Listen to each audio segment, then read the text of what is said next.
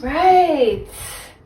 Okay, guys, I'm so excited for our first episode for Deborah Circle. So Deborah Circle is a community for women, for kingdom-minded women who are just looking for just encouragement and just to know that you're not alone in everything that you go through in life. Like, there are sisters here who we are struggling just like you are, and we're going through all of the same, ups and downs, this roller coaster called life. So I hope that you find some encouragement in these videos. But today, we are going to be talking about just self-image, and then also finding your tribe and how those two connect. So first, I guess we should introduce ourselves, right? So my name is Liz. I am the founder of Deborah Circle, and this was just something that God had put on my heart. So, just trying to be obedient. So yeah, that's me. And this is... I'm Claude Michelle. I am so many different names. Also known as Michelle or Mishu. I am, that's just me. Awesome. I don't have a title to it.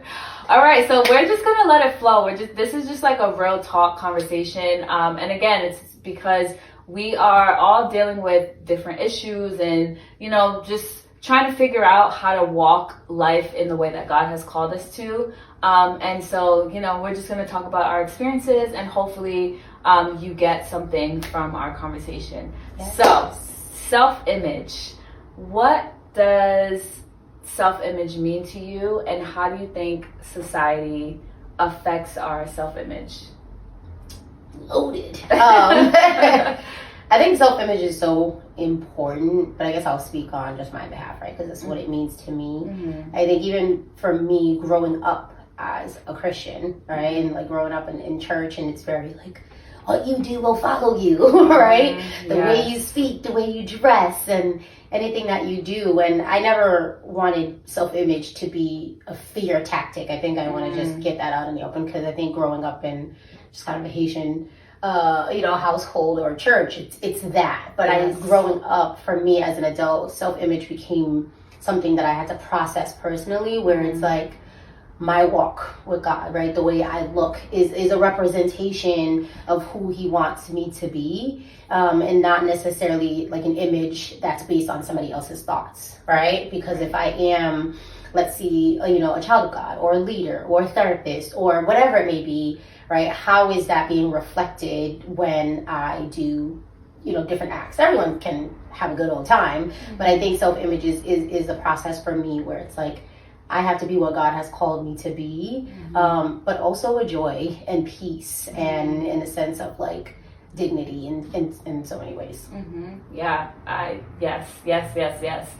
For me, I think my understanding of self-image and just my journey with self-image has been there's just been so much growth. I think similarly, like being a part of the Haitian community and growing up in the church, I think I only saw myself, I kind of put myself in a box, and I feel like other people also boxed me in as well. For sure. Because you had to be, this, like, you had to be the good Christian girl. Yes. You couldn't wear, certain clothes. You couldn't do your hair a certain way. Don't do that. Like, there were all of these things, all of these like rules set in place, and I think I have always been obedient, very obedient child. So, but I think it kind of stunted my growth in a way, because then I couldn't break free from the box. Like, I ended up walking through life like with the understanding that I could only do things this way. I could only fit this way, and anything outside of that would cause so much like shame, and that's very confusing, especially as a girl in today's world and society, and there's all of these messages coming in, so it's like this tension between who my church and who God, the God that my parents taught me about, not my personal relationship yet, right? Who they tell me that I should look like and what I should dress like, right? And then what the world is telling me, and it was always coming up against each other. And so I think as I started to like evolve as a person, God was starting to like break me free. Like even the fact that I have locks right now, like that's major, because I remember in my household, conversations about how if you have locks, like, c'est un vagabond, which, like, for those who aren't Haitian, it's like a vagabond. Like, you're like what's the translation? Like, you're like just not a good person, like, kind of like a, I was trying to explain that to my husband the other day because I said that. I was like, vagabond. I was like, vagabond. That's how you say it in English. Yeah. It's like, what is that? He still didn't know. But I tried to explain to Sam, it's like a bad person, one that makes bad decisions. Yeah. It's not the best child. Right. Like a hoodlum, I guess, or something along those lines. So even that with like locks, and if you had piercings and all these things, it was just like so many mixed messages. And I you know, when I started to break free from that, it was hard at first because I was like, oh, like it was basically unlearning everything that I had known for, you know, the majority of my life. And God was trying to show me, like, no, like, you are created in my image, and this is who you are. This is how I see you. Yeah. And really to just like be yourself. I think a huge part of self-image is just self-acceptance.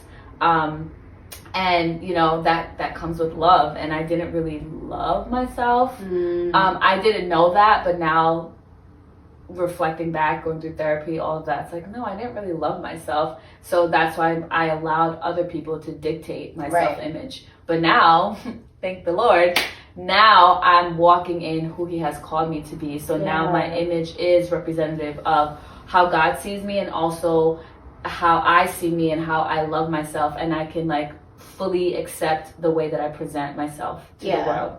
Yeah. That reminds me, like you said, right? Like knowing myself, like accurate self-perception, right? Like perception in itself is just like, okay, I see this and I perceive this to be that. Right. But like accurate self-perception is like, do I know me, right? Like, do I know how to understand my emotions? Right. Do I have that self-confidence, right? Am I able to just look at the situation and not overanalyze and not overthink, right? So a lot of that is just girl.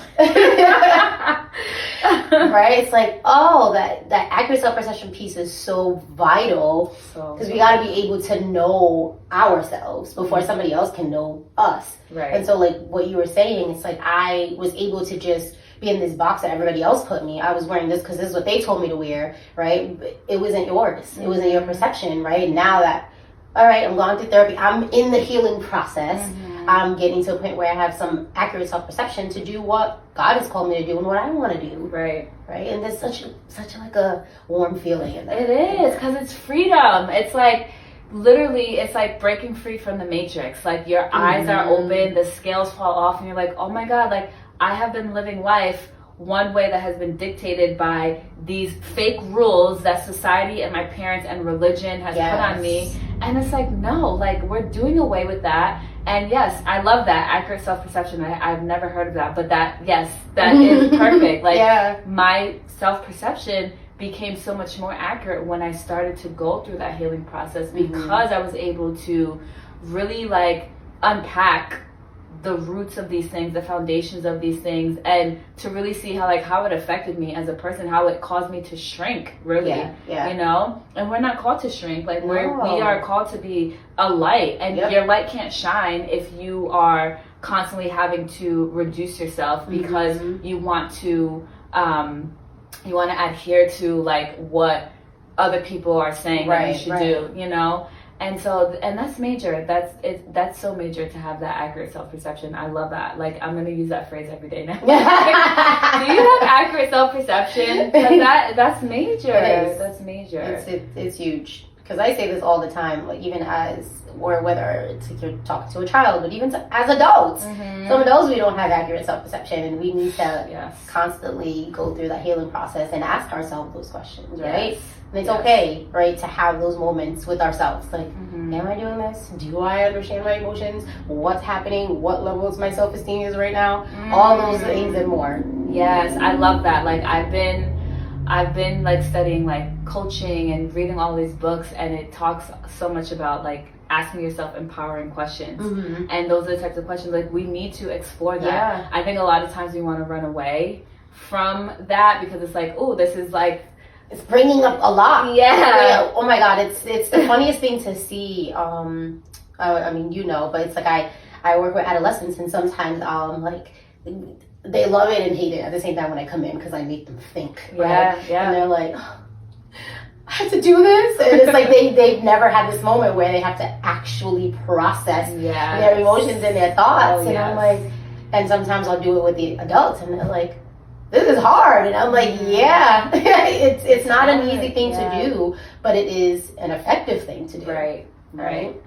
That processing, man, like when I was in therapy, it's funny because like I had put off therapy for so long, and then when I finally did it, I was like, oh, this is it. Like it's not that hard. And I'm not knocking it like my therapist at all, but I'm just saying like it's so funny how we make these things to be so big and they're so simple. Like she would just ask me questions to help me to process, and they would be very like basic questions, but I never really allowed myself the time to sit with those questions, you know, and it was groundbreaking. Like that's crazy, because it's like you said, like I never really allowed myself to like sit, because we're not, again, like we're part of the same culture, or mainly same community in a way, but we're not allowed to actually sit with things. All right, next.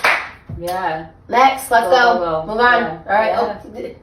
So it's like, wait, I have to sit with my emotions? The silence? Like, what's happening? So that's hard, right? But once you get to the point where you're in that healing process, it's, you know what I mean? It's groundbreaking, like you said, like, oh, I've needed this all along. You know? Like, we need this. Oh my gosh, yes, the importance of rest. Like, that's what I was just hearing when you were talking. Like, we need to rest. And it's funny you said that, you brought that up, because, like, I still struggle with it sometimes. Like, sometimes God will literally call me to rest. And I'm like, oh, but I should be doing this because we're so programmed to just, you know, go. And society doesn't help because we live in this, you know, fast-paced society where it's like, well, if you want to get something, if you want to go somewhere, you got to be a go-getter, and you can't sleep, and like all this stuff. And it's not a bad thing to be ambitious, but when that becomes our entire identity and you don't allow yourself to rest and just feel and process, then like it's like you're running in circles, or like you're running in place. Like you could be there's a difference between movement and progress. I could be moving and, you know, like I said, I'm just running in place. I could be sprinting, but I'm in the same spot. But that's I'm not progressing anywhere. So that rest allows you to be able to like recharge, reset, actually think about what are my goals. Ask yourself those empowering questions, and then actually be able to like progress from there. But that's something, again, that you have to get comfortable with, and I don't think you can do that without going through some sort of like healing process. But that's so important. It's so important. And then, you know, going back to self-image, like that helps you with your self-image, because you can actually start to think about, okay, like, why am I wanting to, you know, look this way? Am I seeking validation from, you know, others? Am I just sad? Is there something in me that I haven't really like explored? And so I'm projecting this emotion or whatever in this way. Like there's so many things that you can start to actually understand and unpack when you allow yourself the rest. Like when you were talking, obviously we're on the topic of self-image. I remembered, I don't know if you remember when I first chopped off my hair, and it was that like a moment where I'm like, I want to do it, but then I don't, like, because for a very long time my image was bushy, curly hair Mishu. Like it was just like, nope, that's who I am. That's it. Everybody knows me as that. I can't change it. For a very long time, it's like it was my signature look, and I couldn't change it. And then for a very long time, I'm like, no, it was just like a weight that I needed to just take off. And as far as like that self-image presence, like it was December and I went to Florida, and I'm like, you know what, I'm going to the salon. And I remember just cutting everything off. And then the woman's like, do you want to look in the mirror? And I was like, no, I don't. And I walked out, and I'm not from Florida, so I was just like, I went to Walgreens, and I'm like, can I use your bathroom? Because I wanted it to just have that moment for myself. So I went to the bathroom, and I'm like, oh my God. Like, it was just like, my face, features were different because I was able to see. Because before everything was always my face. It was like, I covered my face, I covered my big forehead, and then when I chopped everything off, I was able to see everything, flaws and all. And it was, for me, that's the image that I wanted everybody to see. Like